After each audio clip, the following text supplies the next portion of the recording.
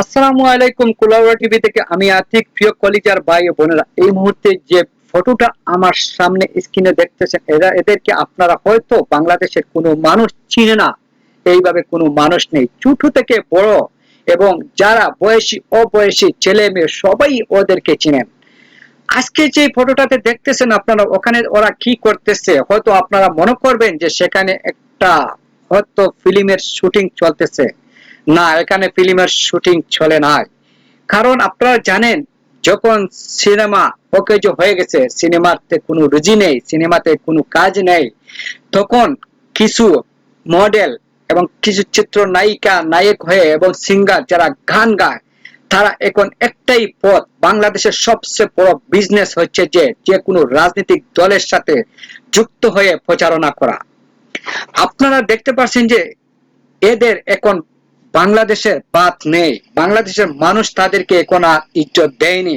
আজকে তারা যে মানুষগুলা আমরা এতদিন জেনে আসছি, কোনো চিত্র এবং ফিল্ম ইন্ডাস্ট্রি থেকে কোনো মানুষ রাজনীতি করে না, তারা অরাজনৈতিক থাকে। তাদের ফিল্ম যদি একটা রিলিজ হয় সবাই দেখতে যায়, কারণ তারা কোনো রাজনীতির সাথে যুক্ত ছিল না। আমাদের বাংলাদেশে এখন নতুন যে বিজনেস চালু হয়েছে আমাদের বাংলাদেশে, সেই বিজনেসটা আপনারা দেখতে পারেন। শুধু এখন যদি কেউ আওয়ামী লীগের প্রচারণাতে যদি জড়িয়ে পড়তে পারেন, তাহলে আপনার পকেটে টাকা অটোমেটিকলি চলে আসবে।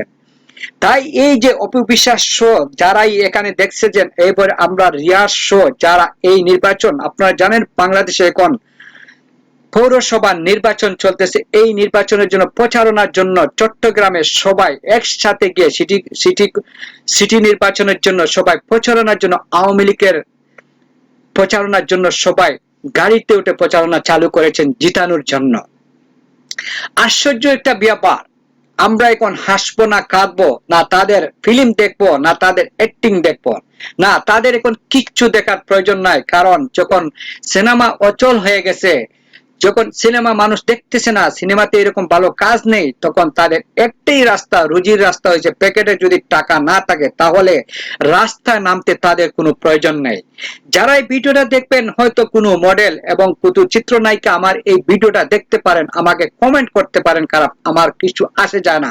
কারণ আপনাদের যদি নির্লজ্জ থাকতো, আপনাদের যদি নির্লজ্জ থাকতো, তাহলে আপনারা এইভাবে রাস্তায় নামতেন না। কারণ আপনাদের দেখার জন্য মানুষ আগে ছটফট করতো যে আমি একজন নায়িকার সাথে দেখা করব, একজন নায়িকার সাথে দেখা করব।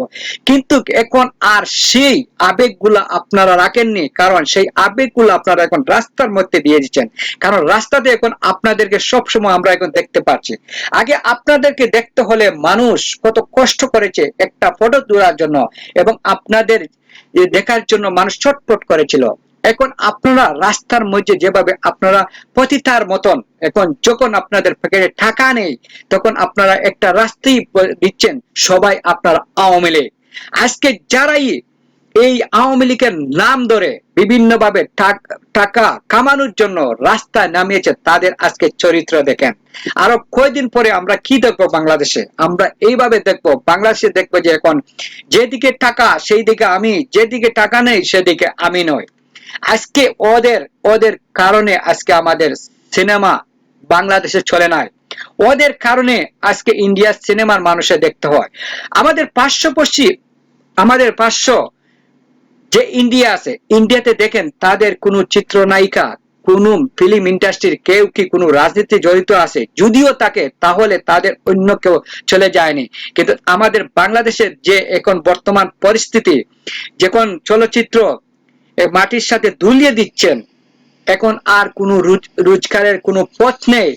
এখন তাদের একটাই পথ, শুধু আওয়ামী লীগ করলেই সব কিছু হয়ে যাবে, আওয়ামী লীগের নাম ধরলেই সবকিছু পেয়ে থাকবো। আজকে তাদের সিনেমা কে দেখবে? এখন কোনো মানুষ তাদের সিনেমা দেখতে যাবে না।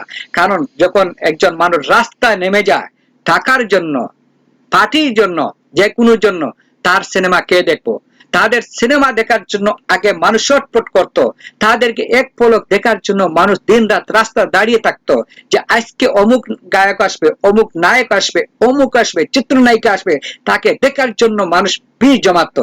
কিন্তু আজকে আপনারা সাধারণ মানুষ সবাই রাস্তার মধ্যেও তাদেরকে দেখতে পারবে, কারণ বিনা টিকিটে দেখতে পারবে। তাদের এখন যে ভিজিট, সেই ভিজিট গুলো এখন কমে গেছে, কারণ আগের ভিজিট তার যেগুলা আগে ভিজিট ছিল সেই ভিজিটটা কমে এখন ডাউন চলে আসে, কারণ এই আগের ভিজিটে তো মানুষ তাদেরকে দেখতে যাবে না।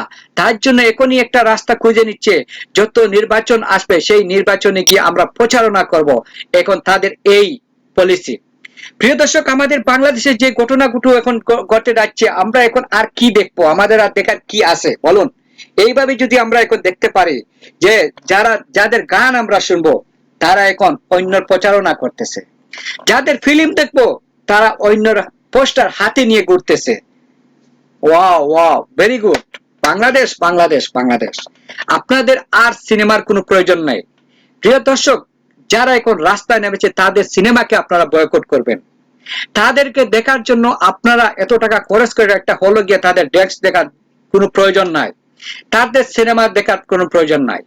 যারা এখনো আড়ালে আছে, রাস্তায় নামেনি, যে চিত্রনায়িকা নায়ক, তাদের ফিল্ম দেখার জন্য আপনারা যাবেন, কারণ ওদেরকে তো আপনারা এখনো দেখেননি, সিনেমাতে গিয়ে দেখতে পারবেন। কারণ এখন ভিজিট যাদের কম তারা এখন রাস্তায় নেমে গেছে, ভিজিট যারা বেশি আছে তাদের এখনো তাদের সম্মান নিয়ে আছে।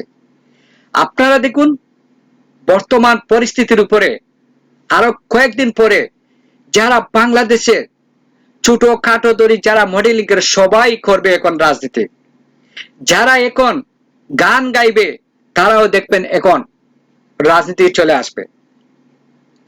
আমরা আগে শুনেছিলাম যে যারা চিত্রনায়িকা হবে তারা নিরপেক্ষ থাকে, যারা গায়ক হবে তারা নিরপেক্ষ থাকে, কারণ তাদের গান শোনার জন্য মানুষ ছটফট করে, তাদের গান শোনার জন্য মানুষ আক্ষেপ করে।